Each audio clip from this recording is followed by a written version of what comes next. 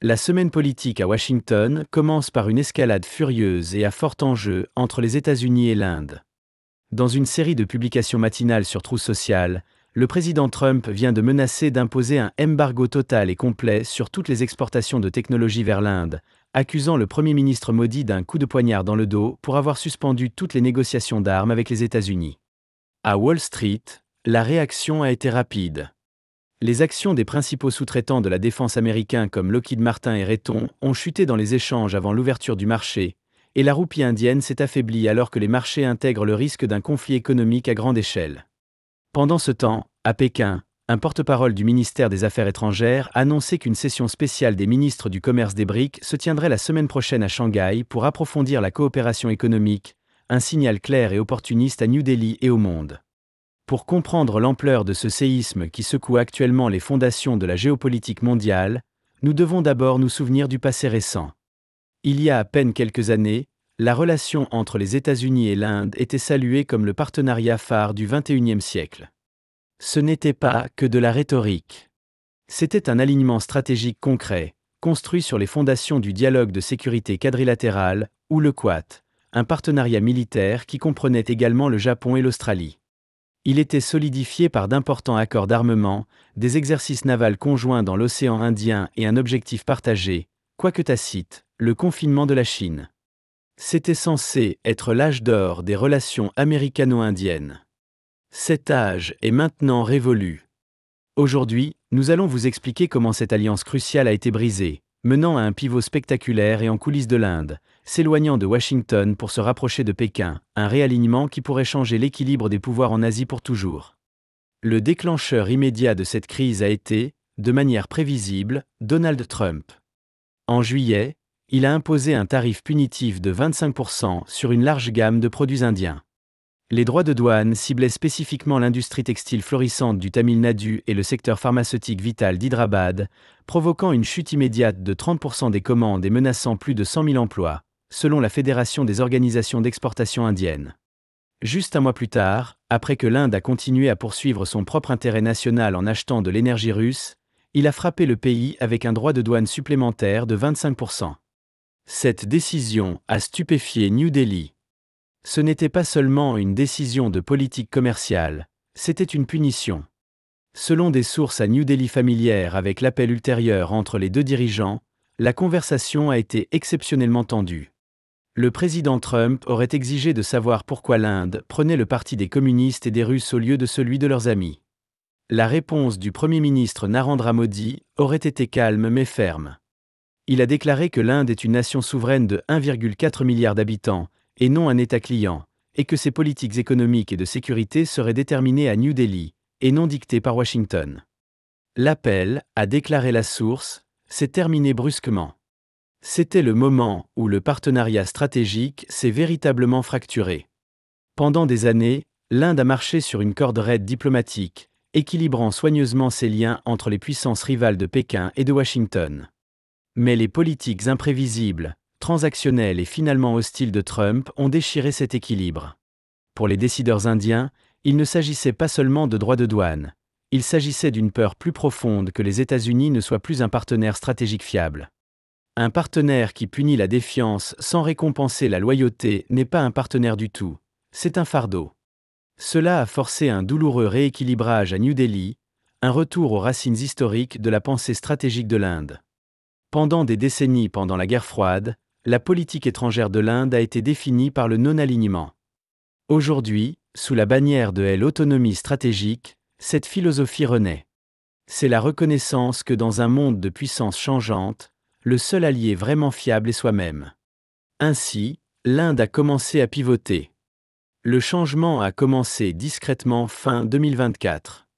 En octobre, le Premier ministre Modi et le président chinois Xi Jinping se sont rencontrés pour la première fois en 5 ans, un moment marquant, compte tenu des affrontements frontaliers meurtriers de Galouan en 2020 qui avaient poussé les deux voisins dotés d'armes nucléaires au bord de la guerre. Après ces affrontements, l'Inde avait gelé la plupart de ses liens avec Pékin, interdisant plus de 300 applications chinoises et bloquant les investissements chinois. Maintenant, les deux parties se retiraient du bord du gouffre et se réengageaient, quelque chose qu'une administration plus avisée à Washington aurait dû remarquer. Mais aveuglée par sa propre arrogance, elle ne l'a pas fait. Le dégel a été prudent mais concret. Les troupes indiennes ont repris leur patrouille aux principaux points de désengagement le long de la frontière contestée. Dans un geste de bonne volonté significatif, la Chine a restauré les routes de pèlerinage vers le Kailash Mansarovar. Les deux nations ont également repris le dialogue économique stratégique Inde-Chine, avec un nouvel accord pour augmenter considérablement les exportations agricoles indiennes, comme le riz et le soja, vers la Chine. Ce n'était pas une étreinte chaleureuse, mais c'était une désescalade, une étape pragmatique vers la stabilité. Derrière cette décision se cachait un calcul simple et difficile. La Chine contrôle 60% de la fabrication mondiale d'électronique et est un nœud critique dans d'innombrables autres chaînes d'approvisionnement. Couper complètement Pékin, comme Washington semblait l'exiger, n'était pas seulement difficile, c'était un acte d'automutilation économique. Les entreprises indiennes avaient déjà perdu environ 15 milliards de dollars en raison des précédentes restrictions sur les fournisseurs chinois. L'Inde ne capitulait pas, elle élaborait une stratégie pour sa propre survie. Les critiques occidentaux, bien sûr, n'ont pas tardé à qualifier ce changement de soumission à la Chine. Un éminent analyste d'un groupe de réflexion de Washington a écrit que l'Inde entre naïvement dans la fosse aux dragons.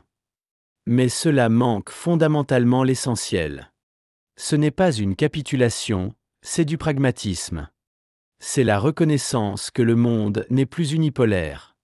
L'Inde protège son économie, gère une dangereuse confrontation frontalière et garde ses options ouvertes dans un monde où les États-Unis sont devenus un acteur volatile et transactionnel.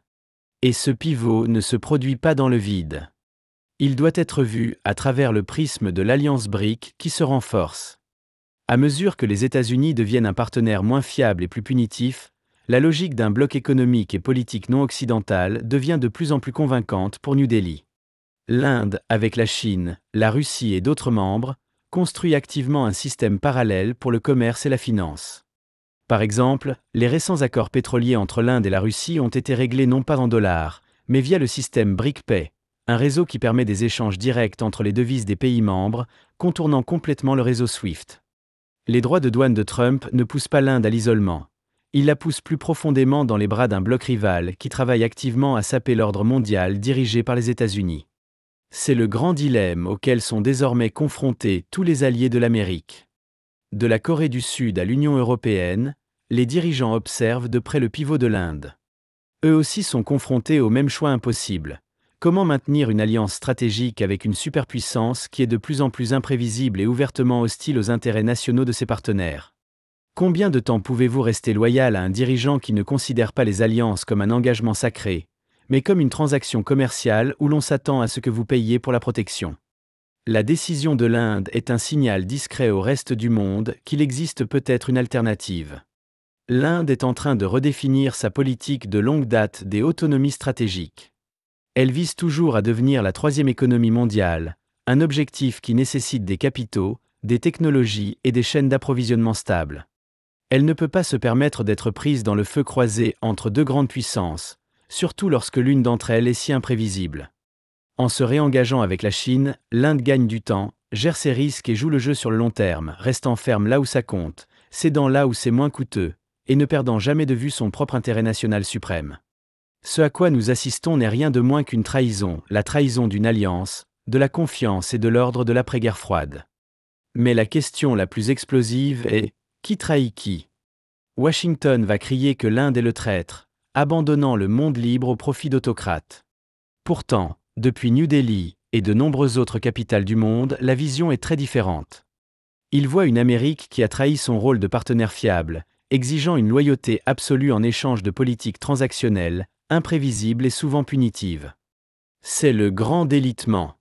C'est un moment de vérité pour le concept même d'un ordre mondial dirigé par les États-Unis, qui nous force à nous poser des questions difficiles. Je veux entendre vos réflexions dans les commentaires. Premièrement, qui est le vrai traître ici ? Est-ce l'Inde, pour avoir poursuivi ses propres intérêts souverains dans un monde dangereux ? Ou est-ce les États-Unis, pour avoir traité un partenaire stratégique comme un vassal et exigé une obéissance aveugle ? Deuxièmement, l'ère des alliances traditionnelles, fondées sur des valeurs, est-elle officiellement terminée ? Dans ce nouveau monde brutal de l'Amérique d'abord et des puissances montantes, le pragmatisme transactionnel est-il la seule façon pour les autres nations, en particulier celle d'Europe, de survivre? Ou est-ce un chemin vers le chaos mondial? Enfin, la question la plus inconfortable de toutes. Alors que l'ordre dirigé par les États-Unis se délite, assistons-nous à la montée d'un nouvel ordre dirigé par la Chine? Le pivot de l'Inde est-il un mouvement stratégique de survie, ou est-ce simplement échanger un maître pour un autre? Faites-moi part de vos réflexions ci-dessous.